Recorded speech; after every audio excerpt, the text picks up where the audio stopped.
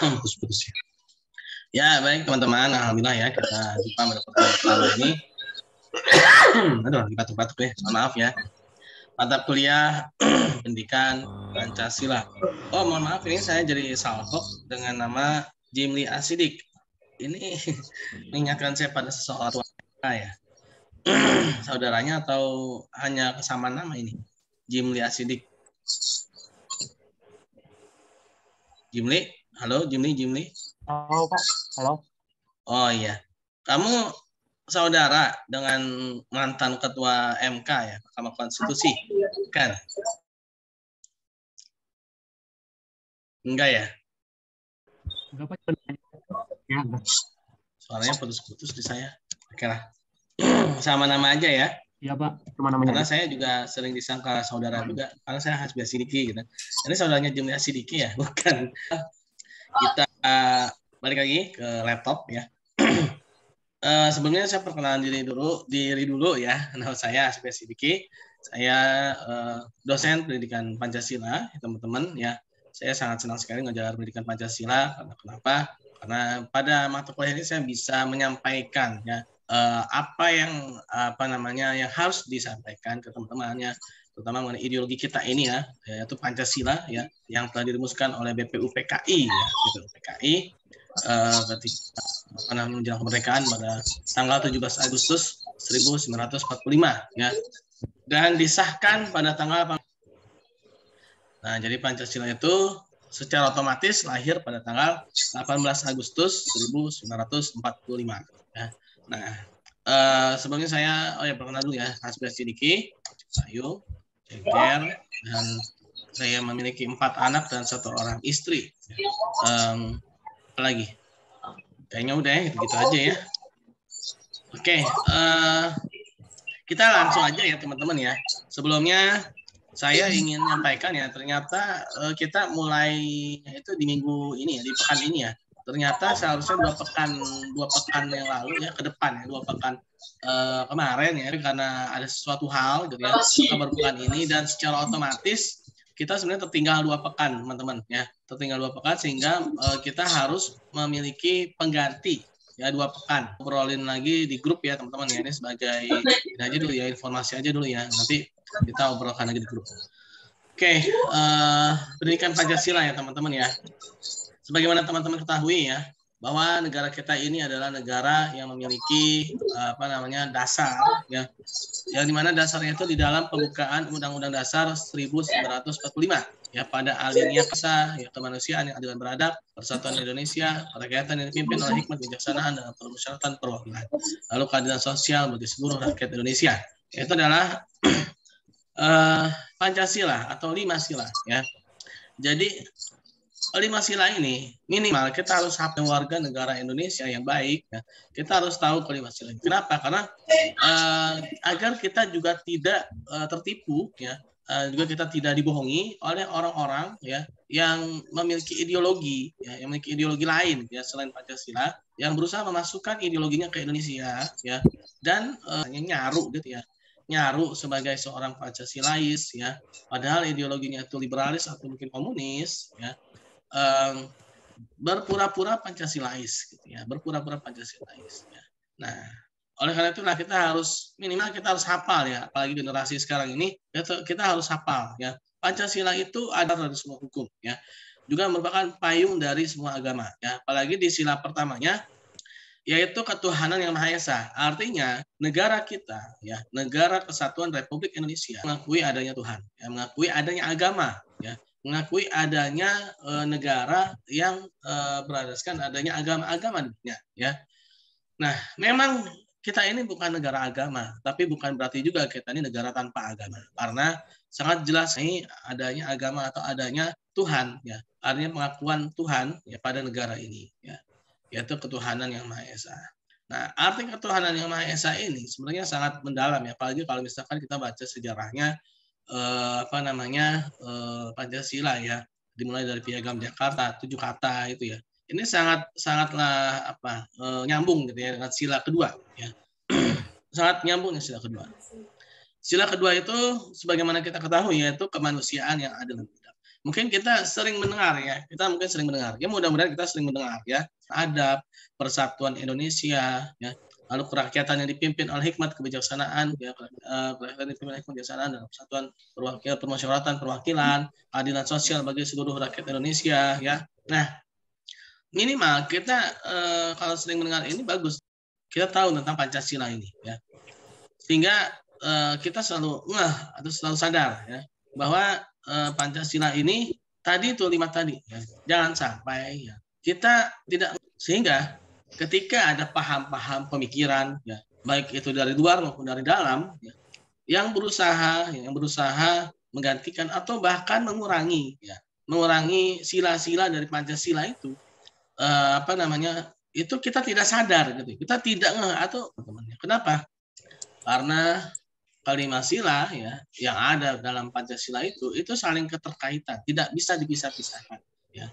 Saling memiliki pengaruh ya. Nanti kita akan bahas lebih jauh ya. Ada tentang filosofis, ideologis ya. Sila kedua dengan sila ketiga, tiga dan keempat, empat dan kelima. Dan kelima balik lagi ke empat ke tiga ke dua, dua lagi ke satu. Nah, ini saling keterkaitan ya. Yang pertama ya, ketuhanan yang Maha Esa.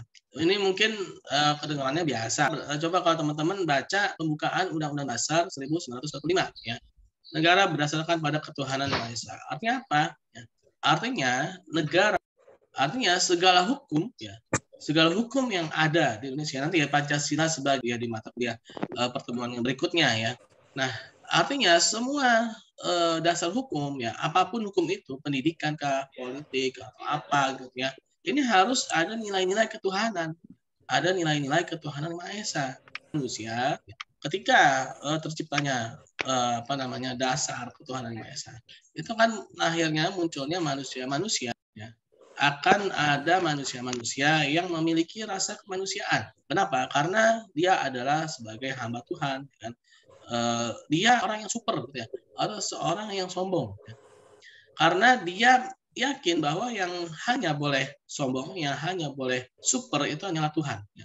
Sehingga dia akan menjadi manusia memiliki rasa kemanusiaan yang adil dan beradab. Dan bahkan hukum di Indonesia pun juga harus seperti itu ya. Hukum itu harus memiliki rasa kemanusiaan ya. Hukum harus memiliki rasa kemanusiaan ya. Hukum harus memanusiakan manusia ya. Hukum harus memiliki memanusiakan, menghilangkan rasa-rasa kemanusiaan ya. Tidak boleh hukum itu berjalan tanpa adanya rasa kemanusiaan ya. Dan ditegaskan lagi, kemanusiaan yang seperti apa? Kemanusiaan yang adil dan beradab ya. Kan manusia ya. Ditambah lagi, tegaskan lagi, manusia yang adil dan beradab. Artinya manusia ini harus adil, harus sesuai dengan porsinya, ya, sesuai dengan porsinya. Kalau bahasa dengan garisnya, ya. Nah, sehingga manusia itu dia akan berperilaku seperti manusia, ya, dengan adil terhadap orang lain harus adil, ya, dan beradab, ya, kemanusiaan yang adil dan beradab. Nah, akan terwujud ketika adil dan beradab akan ada ya ketika dia telah mengenal Tuhan ya, karena syarat untuk masuk ke sila kedua itu adalah sila pertama ya.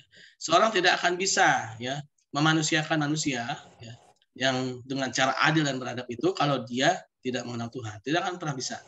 Maka dia harus mengenal Tuhan terlebih dahulu. Nah, lalu kemanusiaan yang adil dan beradab. Ketika kemanusiaan yang adil dan beradab ini sudah terbentuk, ketika kemanusiaan yang adil dan beradab ini sudah terwujud, ya, maka akan sangat dengan mudahnya kita menjadi bersatu. Akan dengan sangat gampangnya rakyat Indonesia akan bersatu. Kenapa? Karena saling menyayangi dengan adil ya, dengan adab ya, maka dia akan bersatu. Persatuan Indonesia ya akan terwujudnya rasa Tuhan ketika memang sesama manusia itu sudah saling memahami gitu ya. Sudah saling mengerti ya. Sudah saling memanusiakan adab ya kan, ditambahkan ditegaskan lagi sudah kemanusiaan yang adil dan beradab ya. Ini dahsyat di Pancasila ya. Nah, itu ya, sila ketiga bekalnya sila kedua tadi ya. Tidak akan bisa bersatu kita kalau tidak saling memanusiakan manusia. Tidak akan pernah bisa bersatu kalau kita tidak saling berkasih sayang. Akan munculnya perpecahan ya. Tidak adanya adab, sopan santun, tata krama, ya kan? Nah, itu juga merupakan salah satu bekal ya.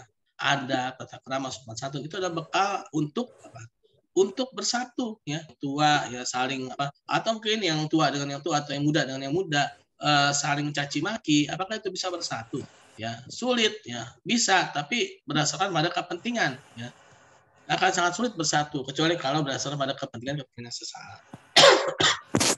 Nah, itulah ya. Jadi sila ketiga. Tapi dulu bentar ya. Sila ketiga, persatuan Indonesia.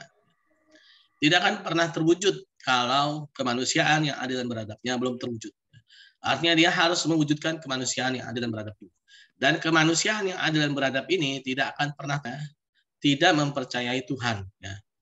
Artinya bekal yang paling pertama itu adalah dia harus percaya dulu Tuhan itu ada. Sehingga dia akan taat patuh pada peraturan tanpa harus ada pengawasan. Ya.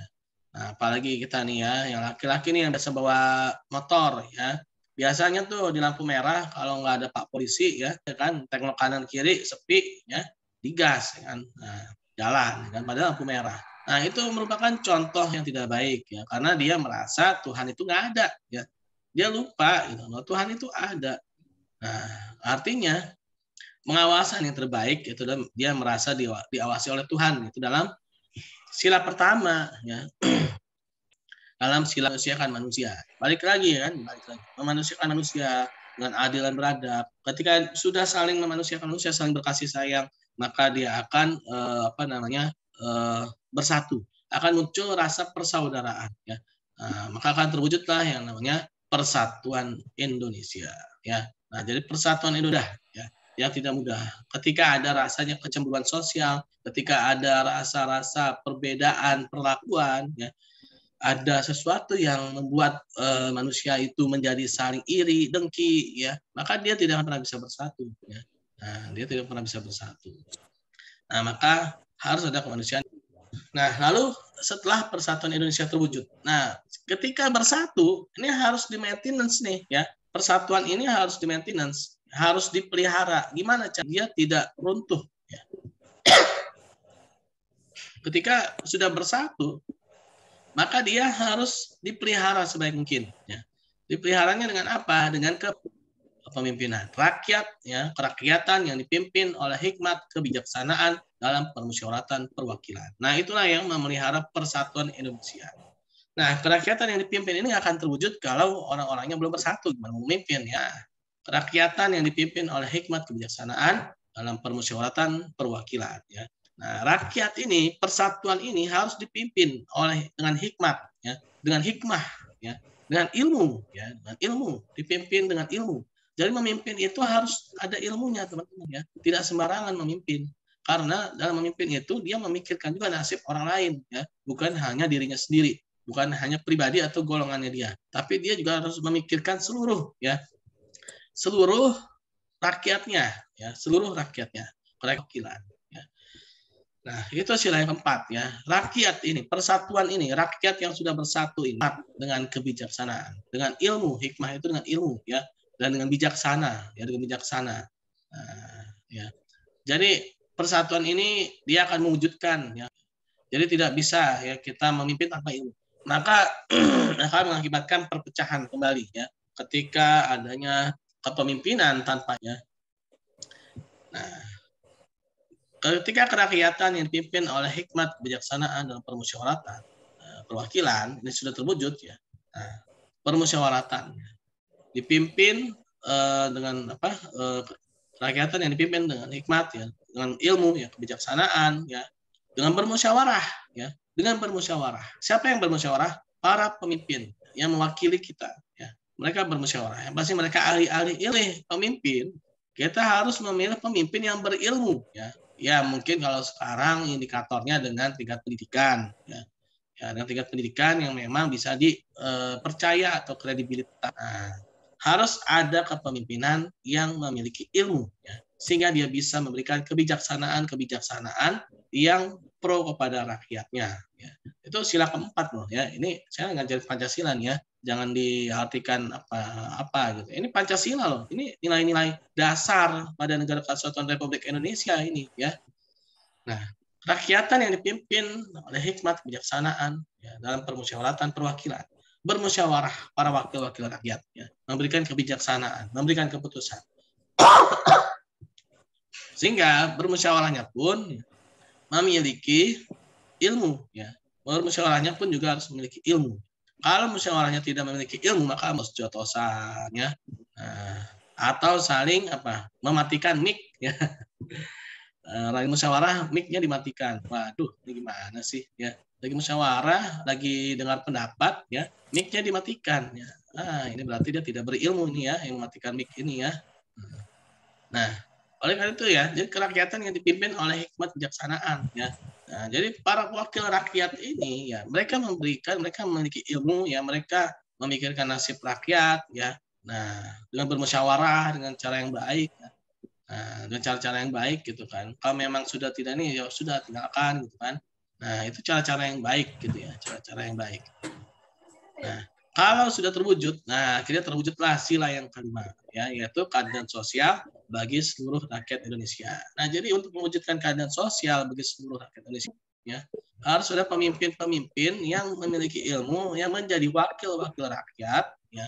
Mereka bermusyawarah, ya, dengan cara yang baik, ya, tidak saling sikut-sikutan, ya, dengan cara mematikan mic, ya, ketika orang sedang mengutarakan pendapatnya mic-nya dimatikan, itu kan cara-cara yang tidak sopan, ya. Apalagi mereka wakil rakyat, ya, apalagi wakil rakyat. Nah, ini nih, ya, yang menjadi PR, ya, berarti ada yang tidak. Nah, kalau tidak ada ilmunya, ya, lama-kelamaan akan muncul perpecahan, ya, karena itulah rakyat ini harus dipimpin oleh orang yang berilmu, ya. Orang yang berilmu itu dia akan menghasilkan kebijaksanaan yang pro pada rakyat, ya. Nah, rakyatan ini nggak akan bisa dipimpin kalau mereka belum bersatu. Ini balik ke sila pertama kelima, ini ke atas lagi kan, balik lagi, ya, seperti itulah, ya. Oleh karena itu tadi saya katakan Pancasila ini tidak bisa dikurang-kurangi atau tidak bisa di-courting, ya, menjadi trisila kah atau menjadi monosila, tidak bisa, ya, karena ini adalah dasar negara kita, ya. Mengubah pembukaan Undang-Undang Dasar 1945 itu sama saja membubarkan Negara Kesatuan Republik Indonesia. Yang mana Pancasila itu ada di dalam pembukaan, ya, Undang-Undang Dasar 1945. Adapun batang tubuh pada pasal-pasal, nah, yang boleh ditambahkan, ya, yang boleh sedikit dimodifikasi itu batang tubuh. Tapi kalau pembukaan itu suatu hal yang fundamental, ya, tidak boleh dikurang-kurangi. Apabila ada pihak-pihak yang mencoba untuk mengurangi, nah berarti pihak itu telah mencoba melakukan makar, ya, maka dia harus ditindak tegas, ya. Orang-orang yang mengurang-urangi Pancasila, walaupun dia selalu mengatakan saya Pancasila, tapi kenyataannya dia mengkebiri Pancasila, maka dia harus ditindak tegas. Kalau dia partai harus dibubarkan partainya, ya. Nah, jadi seperti itu, ya, teman-teman, ya. Harus ditindak tegas orang-orang yang berusaha mengotak-atik Pancasila, karena Pancasila itu ada di dalam pembukaan Undang-Undang Dasar 1945 dan pembukaan Republik Indonesia, ya. Nah, itu, ya, tadi, ya, ini suatu hal yang penting, ya. Tadi itu, ya, persatuan Indonesia, sila ketiga. Persatuan ini juga tidak bisa terwujud kalau kemanusiaan yang adil dan beradab itu tidak terbentuk, ya. Nah, balik lagi, ya, teman-teman, ini jadi bolak-balik aja nih, ya, kita Pancasila itu seperti itu, ya. Nah, kalau dulu, ya, waktu saya SMA, ya, SMP, SMA itu ada namanya pendidikan P4, ya, itu mengenai butir-butir Pancasila, ya, butir-butir Pancasila. Nah, butir-butir Pancasila ini dia menjelaskan lagi apa saja indikator-indikator. Mungkin nanti teman-teman ketika mau lulus mau bikin tugas akhir, ya, skripsi gitu kan, akan membuat indikator-indikator. Nah, itu butir-butir sila pada Pancasila itu adalah indikator, ya. Ini sila, ya, dalam Pancasila. Sila kedua, kemanusiaan yang adil beradab. Dan balik lagi, ya, kemanusiaan ini tidak akan bisa terwujud kalau dia tidak percaya pada Tuhan. Nah, gitu-gitu aja, teman-teman, ya. Jadi dalam Pancasila ini pertama kita harus hafal dulu Pancasila, ya. Lalu bagaimana kehidupan kita sehari-hari, kita sebagai umat beragama, ya, yang memiliki ideologi negara yaitu Pancasila, ya, bagaimana kita bisa mensinkronkan. Dan Pancasila ini adalah payungnya yang memayungi agama-agama. Dan Pancasila itu bukan agama, ya. Jadi jangan membentrokkan agama dengan Pancasila, ya. Karena dia saling menguat. Karena apa yang ada di Pancasila itu ada di dalam agama, ya. Jadi salah orang yang membentrok-bentrokan, ya, orang yang menjadikan Pancasila dengan agama itu berhadapan, ya. Itu salah, ya. Yang ada itu adalah perlakuan-perlakuan orang-orang dulu komunisme, ya, yang mereka memang sengaja mengkebiri, ya, memisahkan, ya, Pancasila, ya, dengan itu menjadi seperti agama, gitu. Padahal Pancasila itu bukan agama. Pancasila adalah ideologi negara, ya, yang memayungi agama-agama yang ada di Indonesia, ya.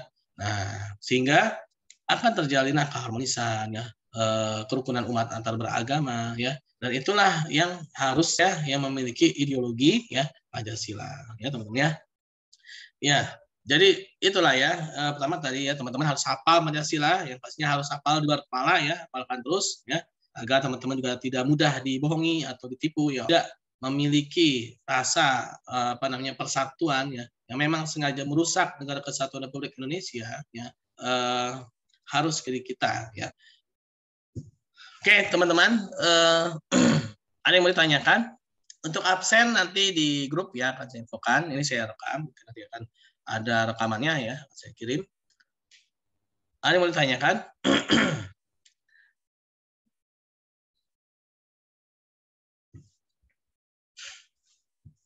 Ada yang mau ditanyakan? Oke, nggak ada. Mungkin sampai sini dulu, ya, lagi selain ya setiap hari Kamis ini, ya, karena kita agak mundur, ya, ternyata mulainya agak mundur, dan untuk berbarengan dengan kuliah yang di fakultas harus ada penggantinya 2 sesi, ya, harus ada penggantinya 2 sesi. Oke, kalau memang tidak ada, terima kasih, ya, teman-teman, atas kehadirannya. Warahmatullahi wabarakatuh. Waalaikumsalam, Pak. Waalaikumsalam, Pak. Terima kasih banyak, Pak. Waalaikumsalam. Ya, Pak.